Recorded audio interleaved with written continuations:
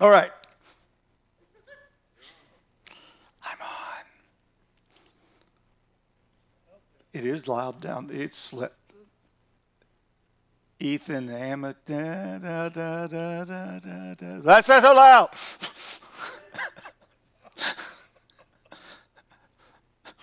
Kevin's leaving. I'm going to turn my hearing aids down. All right. Let's do our review first, and then we'll look at parts of chapter 25 again this week. Because it is a long chapter, I just want to review chapter 25 this week. What we've seen so far. So far, Leviticus 25 has been looking at this theme of worship that started back in chapter 23. So we've been looking at ideas related to worship. You came back, unplugged them, stomped on them, threw them away. But thinking about looking at worship. Chapter 23, big picture, oversimplification, focused on when, right? That was the chapter about Sabbaths and feasts and those sort of issues. So it was looking at when do they worship. Chapter 24 focuses more or less, again, oversimplification, on how. There were rules about, burning incense and so forth. Chapter 25 so far has focused on obedience and its connection to worship. That obedience is an act of worship, Jesus says later on in John. But chapter 25 here is specifically connecting obedience and the presence of God. When you obey, you enjoy the presence of God. When you don't, you won't. And worship is inhibited. In one sense, ultimately, and this is what we started looking at last time, this is what the year of Jubilee is really about. It's about God's presence via obedience. Will you obey me in the small things? Will you obey me in the, I'll step away so you don't get hit by the lightning. Will you obey me in the ludicrous things, right? I mean, let's be honest, many folks, and probably the Jews at the time, hear some of these regulations related to the year of Jubilee, and you go, you've got to be kidding. I mean, imagine it. You assume you had the money. You spend $1 million on a plot of land, and in 7 years, you've got to return it because you have to buy it 7 years before the year of Jubilee. You get none of your money back, right? It's like rent. You're investing in somebody else. And so you've got to imagine they're going, he wants us to do what? Will they actually obey God in these things that are seemingly random? When you think about it in the big sense, especially for us who don't have land of inheritance like they would in the book of Joshua, you want me to allow me to sell my land, but I get it back? That's a pretty good deal. In fact, in one sense, think of if you were an investor. Think of how you could take care of your own children. Sell the land when you're middle age, bring that money into the family, knowing that in 20 years, 25 years, whatever, they have to give that same land back to your children and they can do it again. And you get the land back. And you could sell it again and get the land back over and over, theoretically, to eternity. And so you got to imagine people going, he wants me to do what? Especially if you're the one who's paid for the land that you don't get to keep. And so it's about obedience. Will you obey God when obedience is costly? And this is where I particularly think of the story of David wanting to build a temple, wanted to bring the Ark of the Covenant up to Jerusalem, had the plot of land he wanted to use, that threshing floor, and the guy says, I'll give it to you. And David basically said, heaven forbid I worship God in a way that doesn't cost me something. As we've been going through Leviticus, think about how costly obedience has been through this whole book. Don't give me the broken animals you can't sell. Give me the one that would have made you the most money. I'm giving you land, but it's not really your land. But you can sell that land, but then you got to give it back. And so, are you willing to obey in the most obscure ways, in the ways that cost you the most money or emotional turmoil or whatever else you want to lump into this? So that's where we're at in the book. We're thinking about the year of Jubilee and this issue of obedience in this seemingly very odd rule. So let's go back to chapter 25, and we'll do what we always do. We'll look at a paragraph, we'll go through, work through it, go back and read the next paragraph, and so forth. First paragraph's easy. Even David Morrell could read this paragraph. The land shall not be sold in perpetuity. Oh, I'm sorry, David, there was a word, wasn't it? For the land is mine. For you are strangers and sojourners with me. And in all the country you possess, you shall allow a redemption of the land. And so, here we go. Short little transition paragraph from what we looked at before about this issue of the year Jubilee. What was implied earlier in chapter 25, when he gave the statutes about the year of Jubilee, he now makes clear. If you remember when we read that, I said, if you're looking at what's going on here, God is implying that the people don't really own the land anyway. Now he's making it clear. The land belongs to God. They're just going to be stewards of it. This is why the Israelites cannot sell the land permanently. God is letting you live on it. You come into a financial situation, you can sell it. Here's another way God is providing for you. But at the end of the day, or at the end of the 50 years, the land belongs to God, and you've got to give it back to the one God gave it to. This is not your land at all, in one sense. This is God's land. It's like right now I'm listening to the book of Joshua, in that section of Joshua where they're parceling out the land, and you're going, really? Can I just skip these chapters?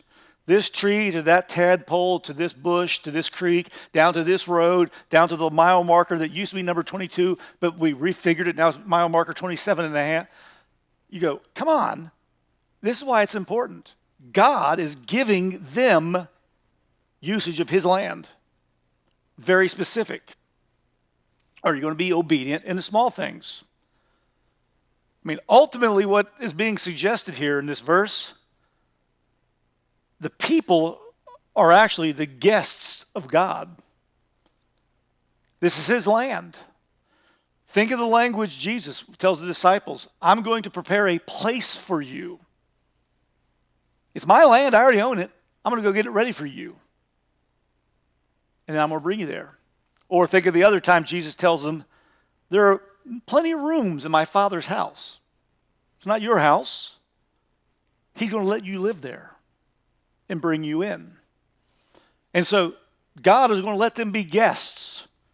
He's paid the cost. He actually, in one sense, bought the land, right?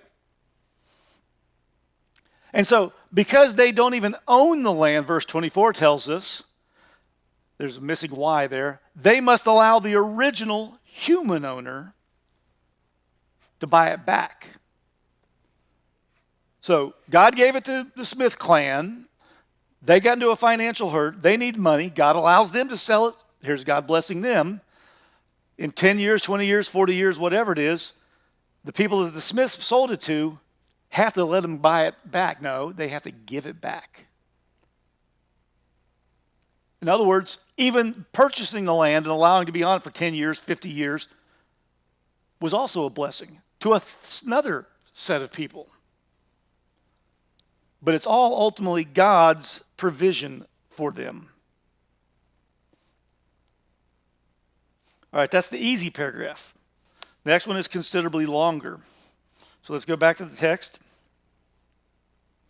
and look at some of these if-then situations. If your brother becomes poor and sells part of his property, then his nearest redeemer shall come and redeem what his brother has sold. If a man has no one to redeem it, and then himself becomes prosperous and finds sufficient means to redeem it, let him calculate the year since he sold it, and pay back the balance to the man to whom he sold it, and then return to his property. But if he does not have sufficient means to recover it, then what he sold shall remain in the hands of the buyer until the year of Jubilee. In the Jubilee it shall be released, and he shall return to his property. And so this paragraph, for most of us, will sound somewhat familiar, or at least start explaining something you're familiar with. This is the law that's related to the kinsman redeemer. You go, wait a minute, that's the story of Ruth. That's exactly what's going on in Ruth. Elimelech, in time of famine, needs to go find food. He can't afford to go. He sells his land, and they leave. They violate, voluntarily choose to separate from God. Because remember, Elimelech and his family moved out of the country. They weren't merely destitute, they left. And to show you the consequences of choosing to leave God's presence, Elimelech and the two other men in the family die. And now there's the three women left. What do? Two of them, Naomi and Ruth, move back to the promised land, back to Bethlehem. And the rest of the story is who's going to redeem them by redeeming the land. And so that whole book of Ruth is based on this paragraph. So, verse 25. God passes down the law through Moses. In the case of poverty, you've lost all your money or something, you can sell your land. By the way, notice, you can't just sell it to make a buck, theoretically, right? This undermines my theory of sell the land, get it back for your kids, they can sell it, get it back for their kids, keep accumulating wealth. Here's where the rule is. In case of poverty, you can sell the land.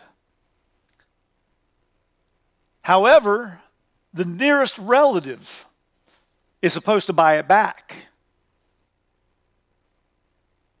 Now, there's an irony there all right off the bat, isn't it? You're in debt. You got problems with your bills, whatever. You're allowed to sell the land. This is the way God's helping you out. If you do that, your nearest relative, your kinsman redeemer, is supposed to buy it. Why is that kind of ironic? Because what should the kinsman redeemer have done in the first place? Bailed you out. You should have never got to the point that you had to sell the land.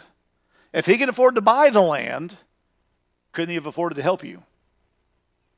Because at the end of the day, in 50 years or whatever, you're getting the land back anyway.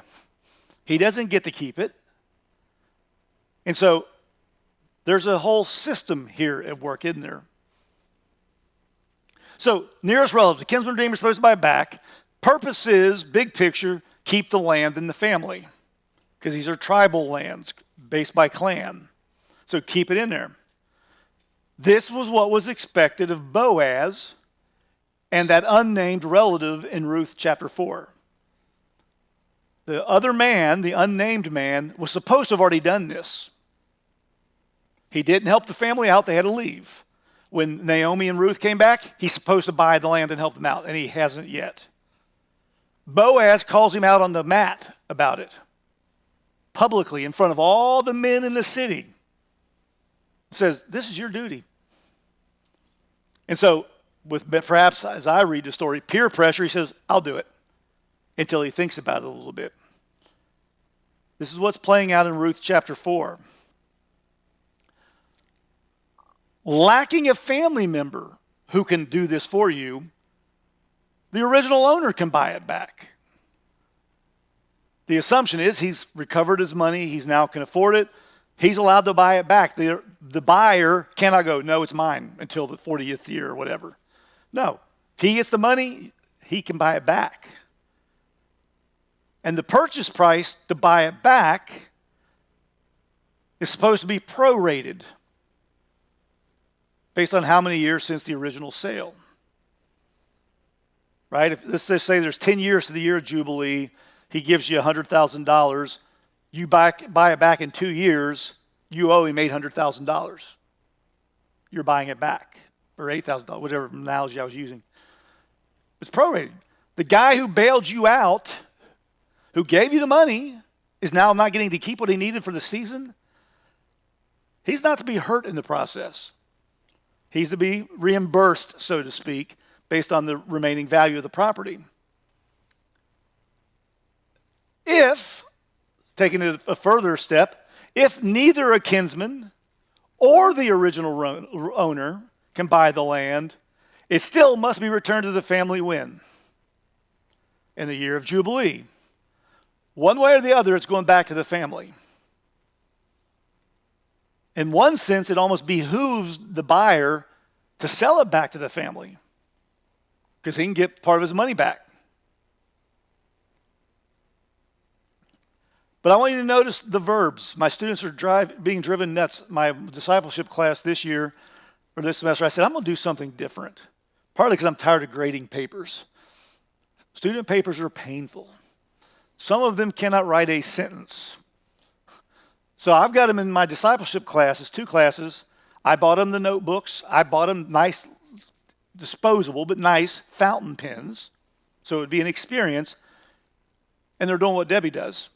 They're making handwritten copies of the book of Philippians, word for word, including verse numbers and the whole 9 yards. Times total for grade. First time is just make your copy. Second time, go through and identify the theme and circle all the places where the theme shows up. So kind of a Kay Arthur kind of thing going on.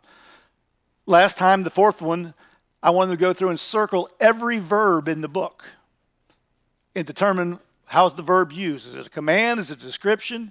Because the verbs control the sentence. To give you an idea of the world we live in, I had more than one student tell me, Dr. Beck, this project was hard. I didn't know every sentence had a verb.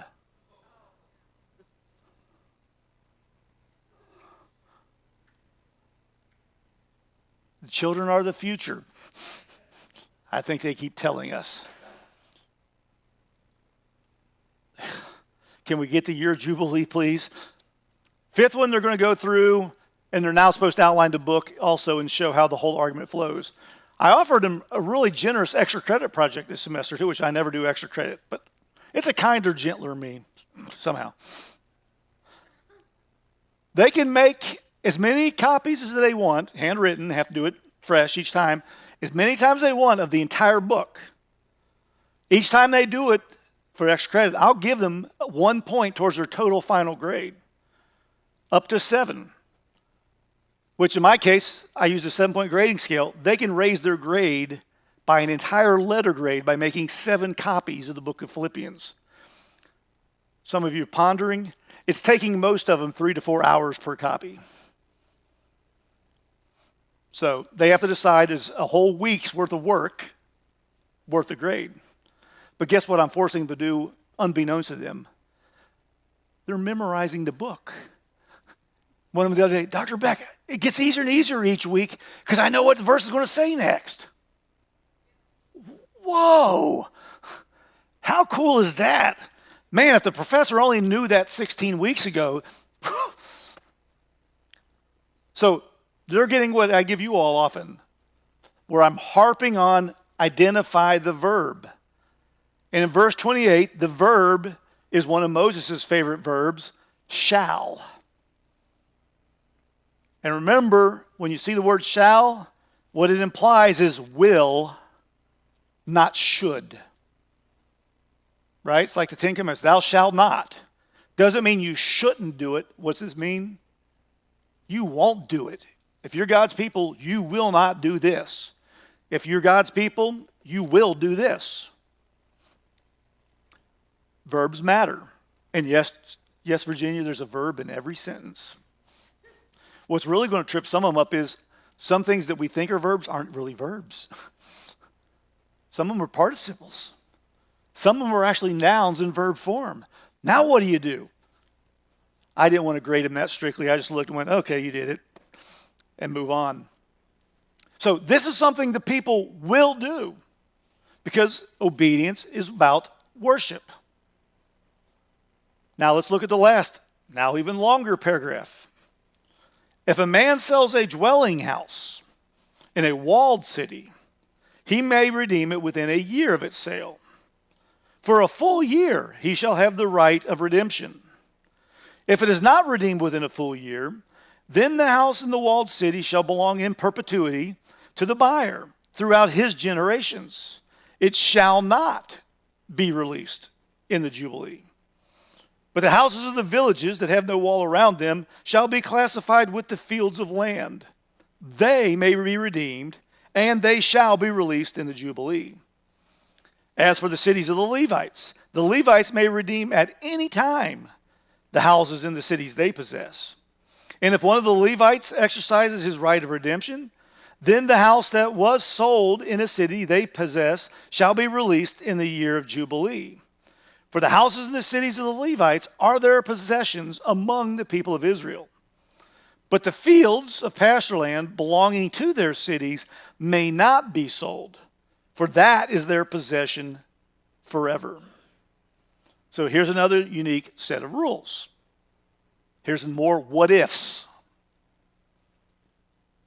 The previous paragraphs that we've been looking at assume agricultural land, farm fields. This paragraph that we're now looking at addresses the way in which that rule applies to urban settings. Because not everybody's going to live in the country. And so what do we do there? And so notice, my students love what ifs. You all like to ask, what if? Notice, God is never caught unaware by our what if scenarios. Right? Students try to gotcha me. Well, Dr. Beck, why didn't you think? Really? You don't think I thought about that one? You know, it's always my favorite when a 19-year-old thinks they figured out something that the church has debated for 2,000 years. And you go, you know you're going to change your view in about 2 months. Come see me then. Let's talk about the next what if. But God's not surprised by our what ifs. Think about how many what ifs he's been outlining as we've been going through the book of Leviticus. If a cow does this, you do that. But if it's a cow who's done it more than once, you do this. If it's this, then here's more. What ifs. So here are the what ifs. If the property that's being sold is in the city, a walled city specifically, but we'll leave it for city, different rules are going to apply here. The person who sold it can buy it back within a year.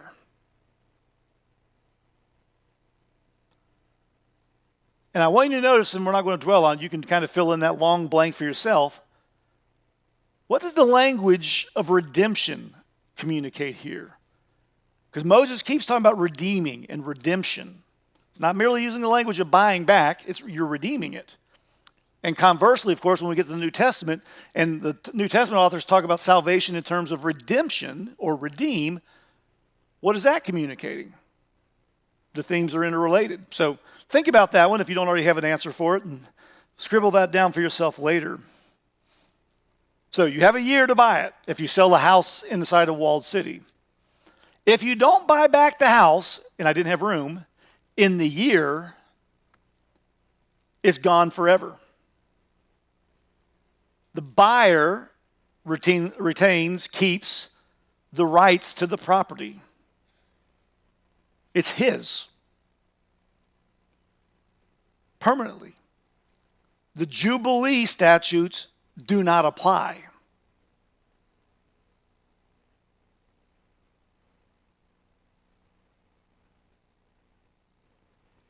If the original owner does it, it's gone.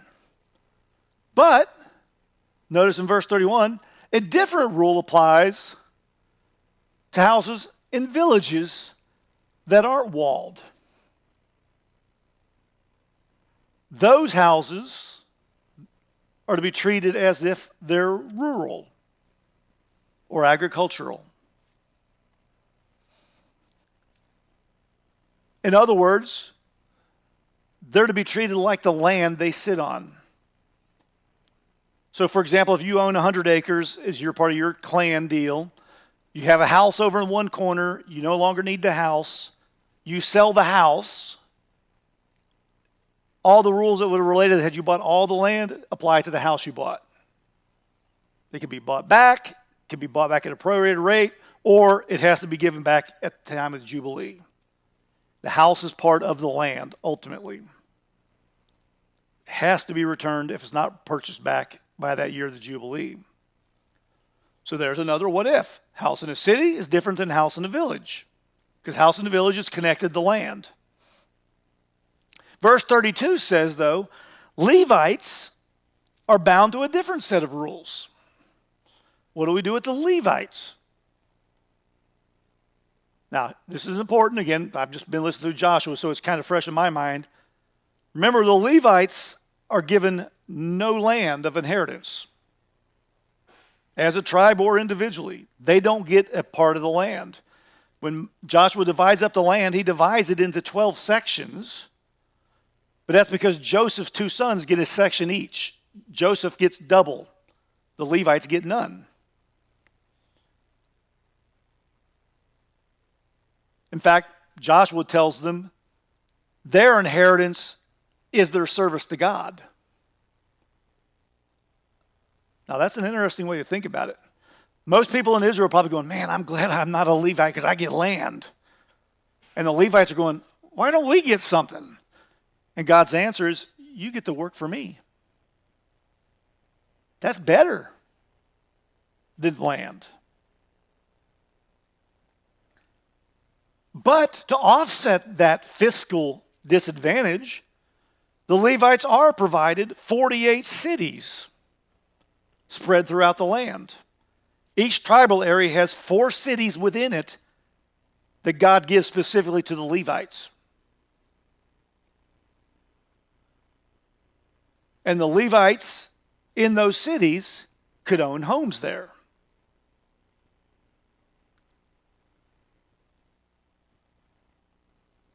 They can also sell them.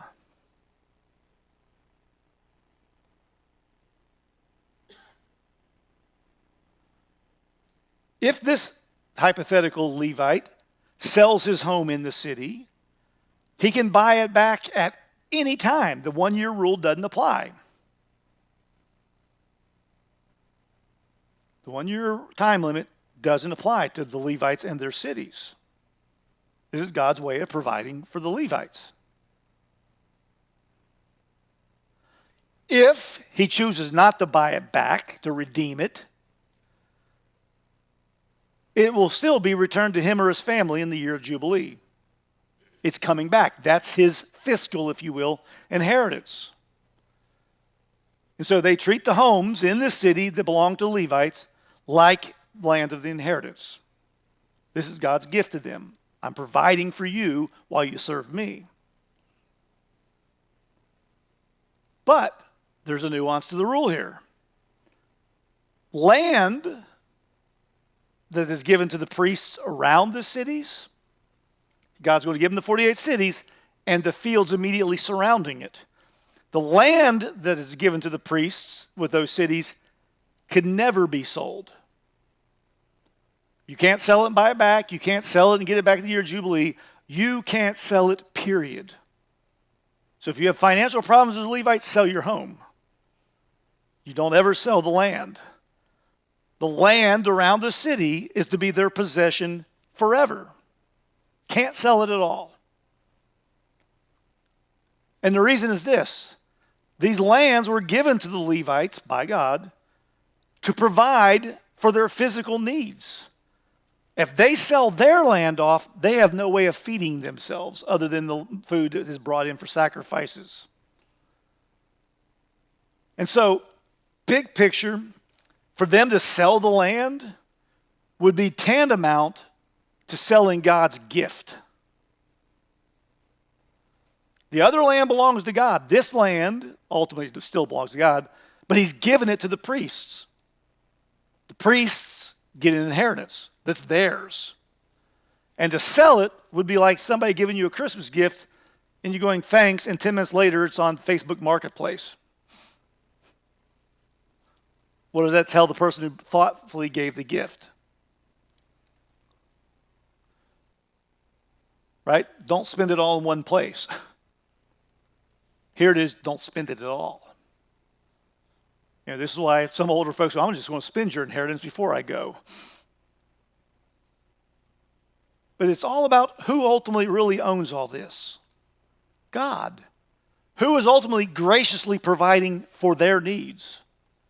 God. For the priest, here's the land, don't sell it. For the others, if you need to sell the land for financial reason, God's providing you money that way. But so that you don't lose it permanently, because you may, if you're not good with money now, Will you be good with money from the sale? Probably not. So what does God do? He provides for you to get it back, or for your children to get it back, so the children don't pay for the sins of the fathers and so forth.